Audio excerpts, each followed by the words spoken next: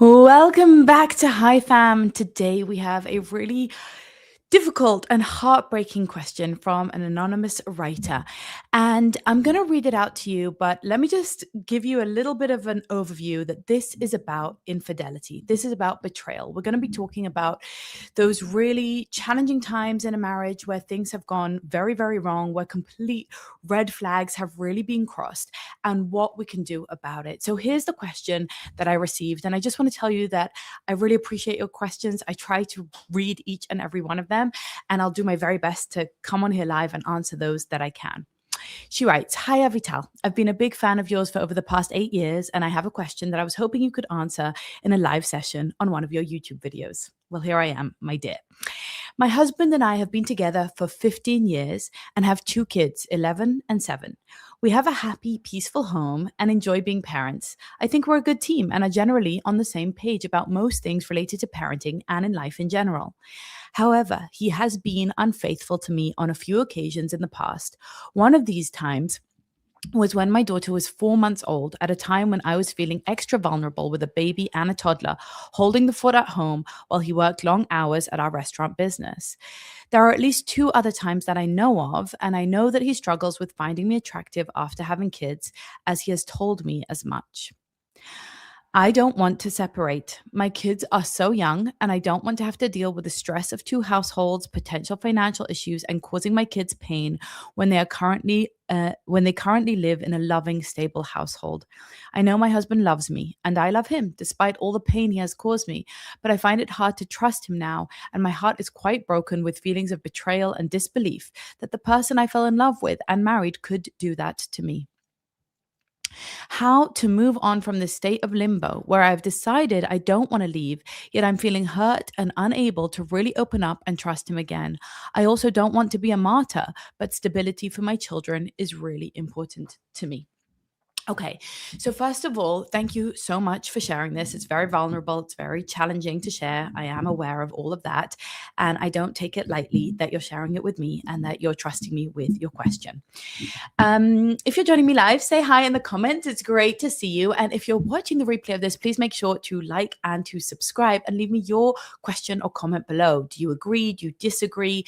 Do you have an alternative opinion? Do you have experience in this area? All of those things can bring more wisdom, more perspective to our questioner here, and I think that could be really, really helpful. And also, it's not easy to put yourself out there, so I always love it when people show support and understanding in the comments, because I think that's really really, really helpful. Okay, so I have 3 key things that I want to say to you beyond just sending you a really big hug and acknowledging and validating that this is a really challenging thing that you're contending with. Now, if you're watching this and you're in a marriage that hasn't had such betrayals, then you might think this isn't relevant to me. I don't need to watch this. I don't need to know this. But the truth is that this is just one type of struggle, of crisis that a marriage can go through. And many of the principles that I'm about to share, I think, are relevant no matter the struggle, whether it's infidelity or a feeling of emotional betrayal or a feeling of falling out of love or, incompatibility or stress over finances or over parenting or over in-laws, all of those things, right? Sexless marriages, these are all the types of couples that I coach all the time. Okay, so I know that a lot of judgments and preconceived notions and kind of fixed ideas about this question and this situation might pop into your head. Like, some of you might say to yourself, infidelity is an absolute red line. I will never allow anyone to cross it, and once they cross it, the relationship is over. That's entirely legitimate, and some people might feel that way. But what I want to point out here is that there is no neutral choice when it comes to family, relationship, and marriage, okay? Staying and leaving both have a cost, as our writer has outlined here, right? What my student here is actually saying is, I've chosen the cost of staying. I understand that there's a cost attached to both of these, right? And that's really a core life lesson that we all need to learn in our relationships, in our marriage, in our work, in our health, in our finances, which is a Thomas Sowell concept. And the concept is that there are no choices, there are no neutral choices, there are only ever trade-offs. There are only ever a price that you pay for this specific path that you've chosen. It will have pros and it will have cons. And our life is kind of like, a series of trying to optimize for the pros and minimize for the cons. Or, in other words, be able to get what we want and pay the price as graciously as possible. So, the question for this woman is, in which scenario are you able to pay the price most graciously, right? And you've already outlined that. That's actually great because you're already clear on that. You're saying, I know that if I leave, the price will be too high for me. I can't handle the financial ruin, the instability for my children, the fact that I do actually love him and he does actually love me, even though this massive gaping hole and this big pain of betrayal is there. I don't want to give up on that.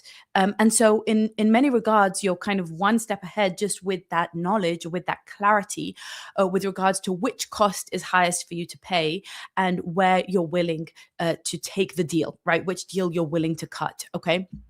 And this, I think, is already good in getting you out of limbo because it restores a sense of agency, right? I don't feel helpless in this situation. I'm aware that I have choices and I prefer this imperfect choice over that imperfect choice. They're both imperfect. They both incur very real costs and they both offer very real benefits and upsides. And I'm clear on which I would prefer. Okay, so that's one thing. Now I want you, whoever's watching this, to think about your own relationship. Many times we get stuck on the cost. We get stuck on, women will say to me, my husband's an amazing dad and a great provider, but I'm just not that physically attracted to him. Or my husband is such a nice guy, but he's just not very ambitious. He's not a go-getter. I kind of see him as weak. Or my husband is fine, but he's very argumentative and opinionated and critical, and it's really hard to deal with. And yeah, that's kind of like, hey, welcome to humanity. People are package deals, right? They come with the 80% that you chose and also the 20% that you didn't choose and that maybe you even dislike and that maybe even repel you, right?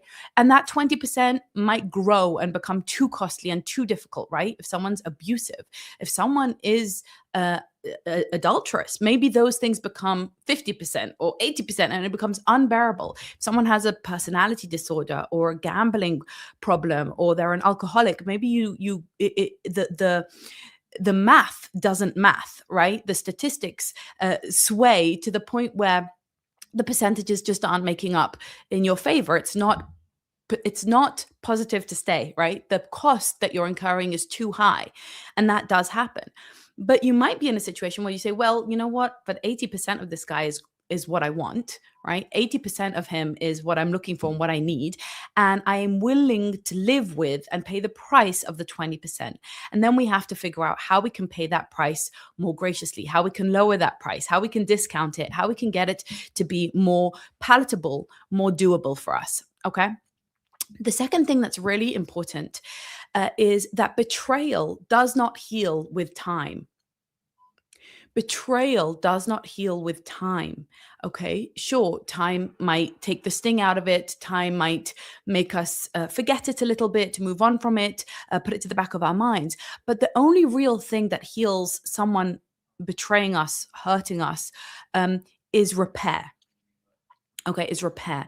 Now, I'm a big believer in repair. I've seen relationships come back even from things as dramatic as physical abuse. Okay, I've seen relationships where the abusive partner has really grabbed themselves, pulled themselves up by the bootstraps, changed their trajectory, and truly repaired, and they were rehabilitated, right? They went through a process of seeking true forgiveness and true reconciliation and true change, right? So that it's not just saying sorry, it's not just, holding space for the other person, but it's really making a profound and internal change where that other person can once again regain trust and rebuild trust with them. Okay.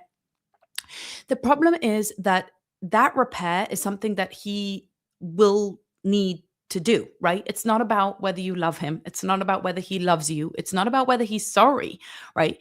It's whether he's actually capable of repairing the damage that he caused consistently over time so that it genuinely heals, right? And you kind of can think about this a little bit like a body, right? If I break my arm, yeah, if it it's not enough to just say, well, I'm not going to go, skateboarding again. I actually need to set the bone, hold it in a cast, give it time to heal the fractures, and for the wounds to scar over and to gain strength, and then maybe to rehabilitate it through physiotherapy, right? Before I can say my arm is healed, I can use it again. Okay. And so that's why, just saying, sorry, I'm not going to do that again is not enough, right? And we can't have that fantasy in our head that time will heal all, right? It will just pass. Now, especially because this is a recurring betrayal, right? It wasn't just once, it wasn't even just twice. You're talking about 3 or 4 times at least, and at the height of your vulnerability, which adds, just a little bit of salt to the wounds. Doesn't matter when it is, it's not okay, but that makes it feel even more like a betrayal because you're at a weak place. And the question is, what does he and what do you need in order to experience that level of repair? Can we create that? What do we need for that to happen, right? There needs to be a certain level of going above and beyond just now being normal, just now being trustworthy, just now being there.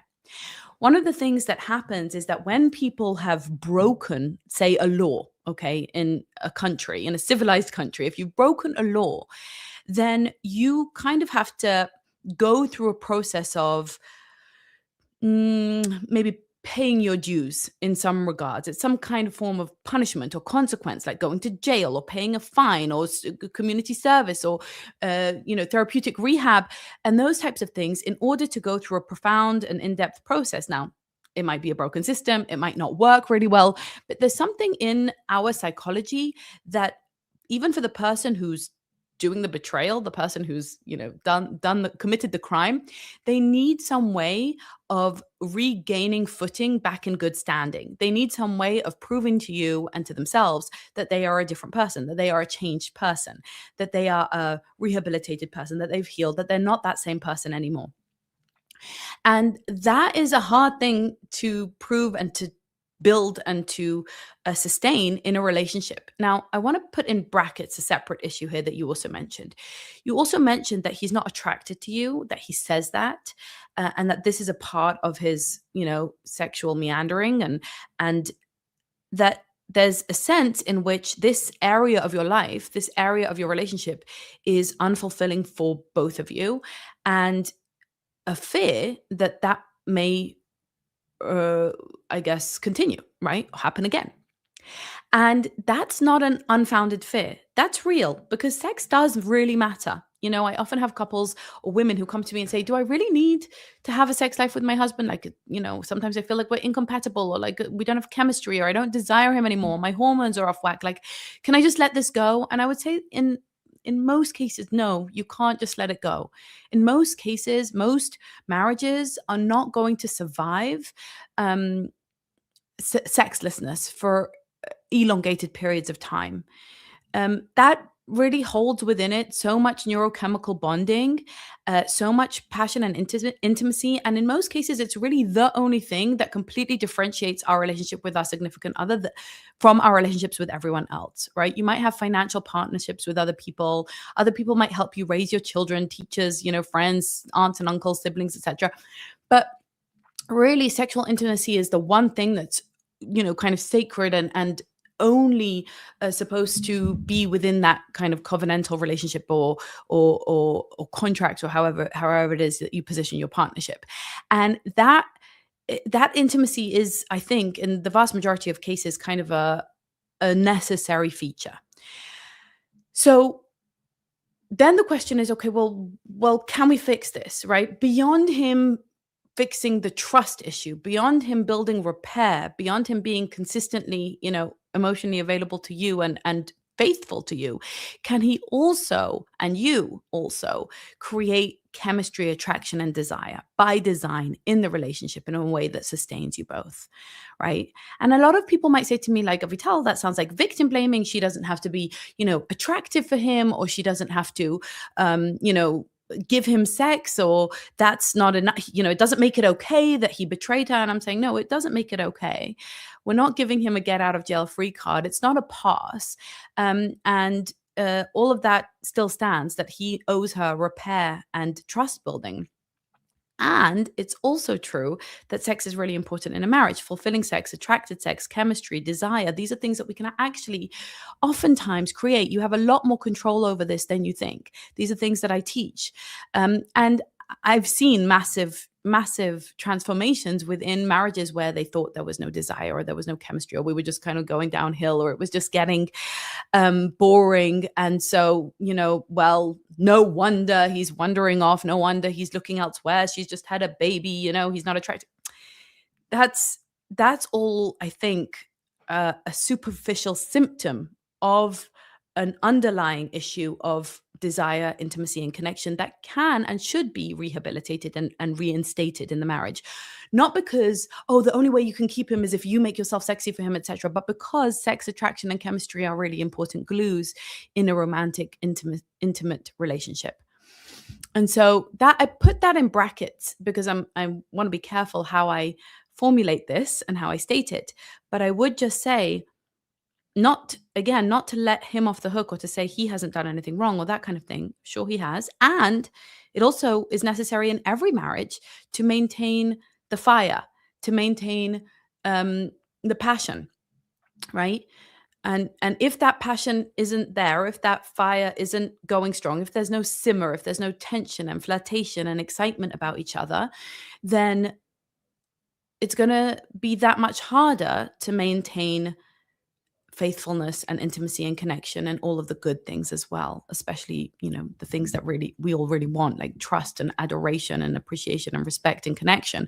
That becomes very much more difficult. Let's put it that way. All right. The fourth thing I want to say is that if you have this peace that you've described, this peace in your home, like, oh, we're a good team, we raise our kids well, the kids have stability, that's all really great.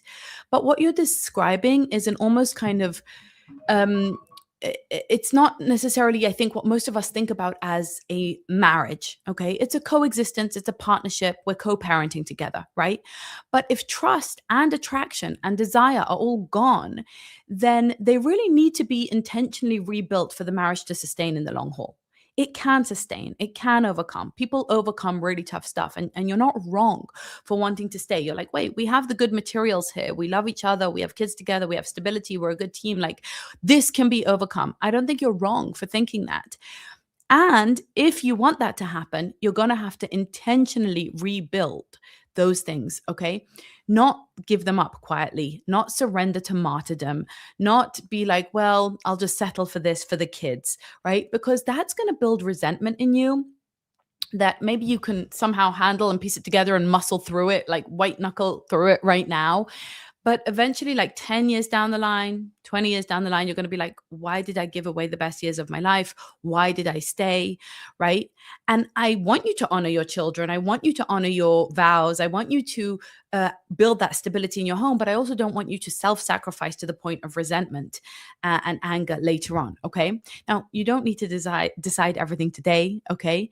And you don't need to leave, and you don't have to stay. These are all options that are available to you, but I want you to consider the things that I have just outlined for you, okay? I'll just go over them one more time, okay? There's no neutral choice. So either way, you have a heavy price to pay. We all do. That's how life is. Every choice that we make, there are heavy prices on either side.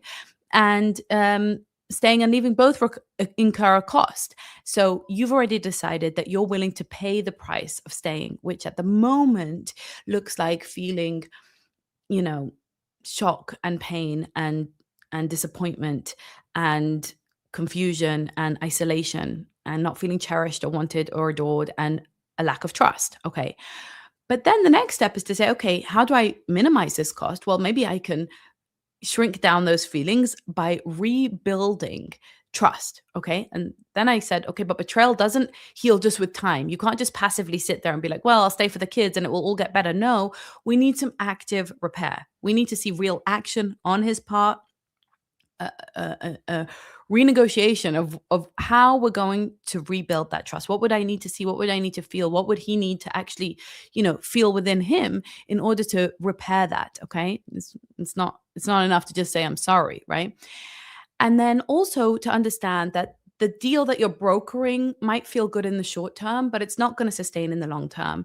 In the short term, you've got peace without intimacy. That's okay. But in the long term, you don't want that coexistence. You want to build a marriage. You want to build a marriage by design that you're actually excited about, that you feel grateful for, that you feel wholehearted about, even if there's regret and there's pain and there's scarring. We all have scar tissue. We all have some, battle wounds to show for our marriages over decades. But the idea is really to reach a point where it feels like it's a yes, right? It's an enthusiastic yes, that you don't just love him, but you're in love with him. And he doesn't just love you, but he's in love with you. And those are things that you can acquire through skills. Okay, I'm not putting it all on you. There's tons of onus on him, and I'm not blaming you or anything of that nature. But I am saying that now it's time to get proactive and design the marriage that you do want, and see if the material that you have to work with here can get you there, right? Where it's not just about peace, but also about attraction and desire and trust. I hope this has been helpful. I very much would love to hear what your thoughts are on this complicated question. How would you answer it? Leave me your comments below. Make sure you like and subscribe. I find that to be the easiest way to grow this channel, is if you just click the subscribe button, because that shows YouTube that this is interesting for you. And I will be coming back here to answer more questions and talk more about building a strong marriage. Much, much love to you, and keep on living that high fam life. See you next time.